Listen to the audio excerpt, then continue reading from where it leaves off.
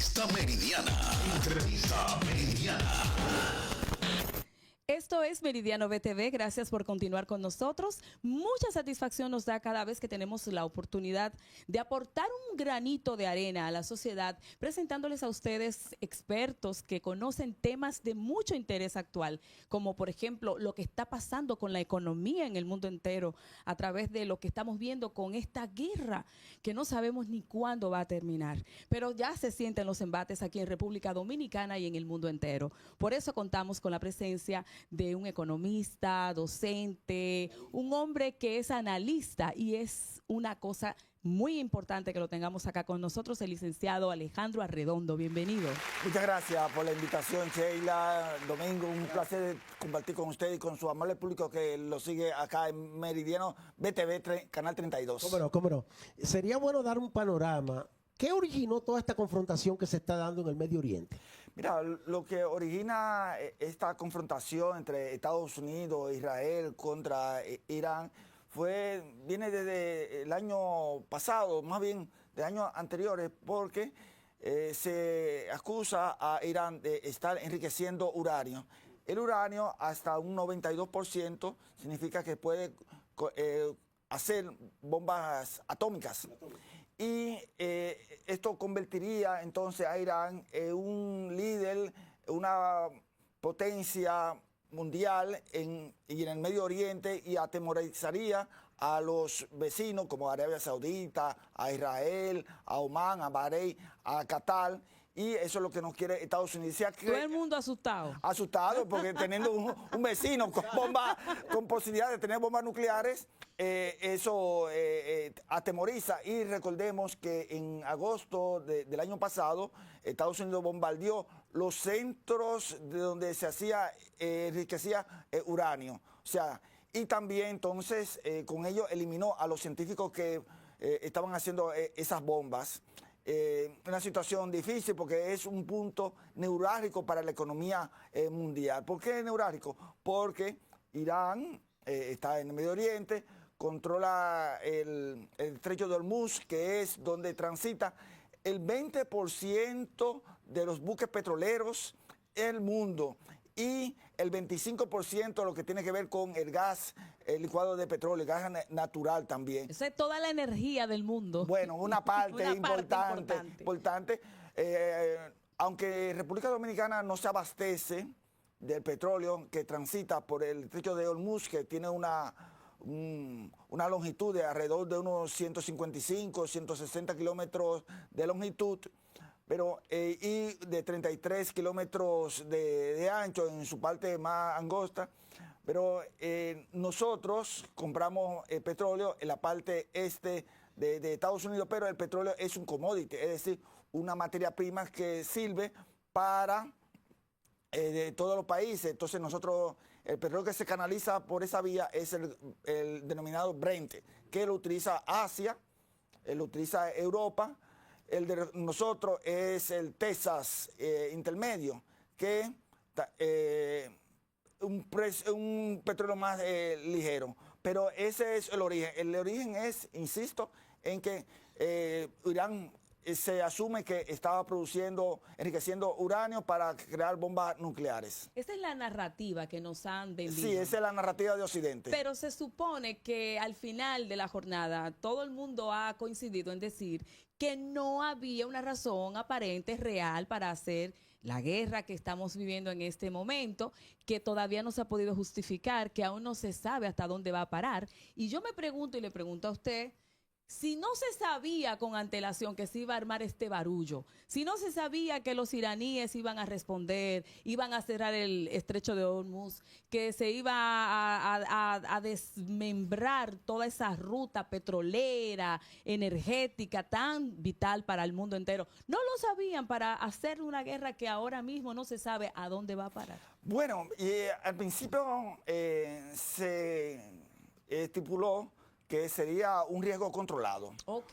Un riesgo controlado en el sentido de que iba a durar unas 2 semanas, luego 3, 4, y ahora no se sabe cuánto va a durar la guerra, porque si bien es cierto que Estados Unidos, que es quien está impulsando esta guerra, que dicho sea de paso, es el que lo ha provocado y ha afectado a muchos de sus aliados. Entonces, hay una situación ahí que nosotros como República Dominicana debemos prepararnos y estar monitoreando esa situación de que ya en esta semana nos comienza a golpear los bolsillos, porque cuando hablamos de guerra siempre pensamos de que hay aviones, cazas, bombarderos, misiles, pero y que eso está muy lejos, que eso no nos afecta, pero sí nos afecta en los bolsillos. Pero cuando usted dice que nos preparemos, específicamente, ¿cómo lo hacemos? Nos preparemos de que racionalizar los gastos que nosotros tenemos, en el caso del gobierno, racionalizar los gastos, reducir algunos subsidios, focalizar algunos subsidios que sean necesarios en términos general, pero en términos de familia, tener algún tipo de resguardo con el dinerito que tenemos ahorrado, aquellos que tienen su dinerito en el banco, las tasas de interés se prevé que vayan a aumentar. Entonces, eso beneficia a quienes tienen ahorro, pero a quienes tienen préstamos no lo benefician. Doctor, con estos conflictos bélicos, ¿no hay ninguna institución superior que intervenga? Qué buena pregunta, Domingo, hace, porque a partir de la llegada de Donald Trump a la presidencia de Estados Unidos el año pasado, en enero del año pasado, esos organismos multilaterales, como es la Organización de Naciones Unidas, han quedado a un lado. O sea, se ha querido entonces utilizar, resolver los conflictos de manera bilateral, a través de la guerra, a través de presiones, de políticas comerciales arancelarias, la política de aranceles que Donald Trump ha impuesto a muchos países, incluyendo a la República Dominicana. Y esos organismos han quedado a un lado porque lo ha querido así. Esa es la nacional de él.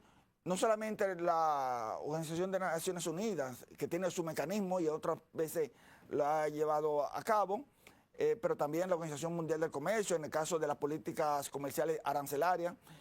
También no hay un liderazgo mundial que le permita ponerle un freno a estas acciones. Antes veíamos que la Iglesia Católica, a través del Papa, hacía un llamado a la paz, pero nadie ha querido enfrentar al presidente Donald Trump.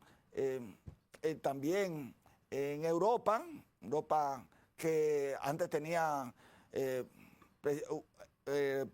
primer ministro como Angela Merkel, que era una persona, o en el pasado Margaret Thatcher. Había mucho liderazgo. Había mucho liderazgo, pero ahora no lo hay, ese liderazgo. Entonces el liderazgo que hay ahora es de la imposición de medidas que yo quiero esto y esto se hace, y lamentablemente nos está llevando a una situación muy delicada.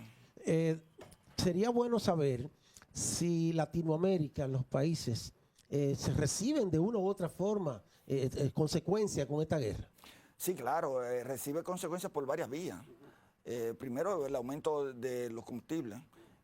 También lo que tiene que ver con los aumentos en los alimentos, que si bien es cierto, esos en la parte de alimentos no se transita alimentos por el estrecho de Hormuz, como sucedió con la intervención de Rusia en Ucrania, pero sí repercute el aumento de los combustibles, del petróleo, que en principio oscilaba entre 54 y 60 dólares, y ahora, la semana pasada, llegó a 101 dólares, y eso experimenta entonces en los alimentos, y no solamente los alimentos, sino también en los fertilizantes, porque ahí en esa parte del Medio Oriente se producen lo que son los insumos para crear los fertilizantes. ¿Y para qué sirven los fertilizantes? Para poner a producir la tierra, pero además también en la medicina.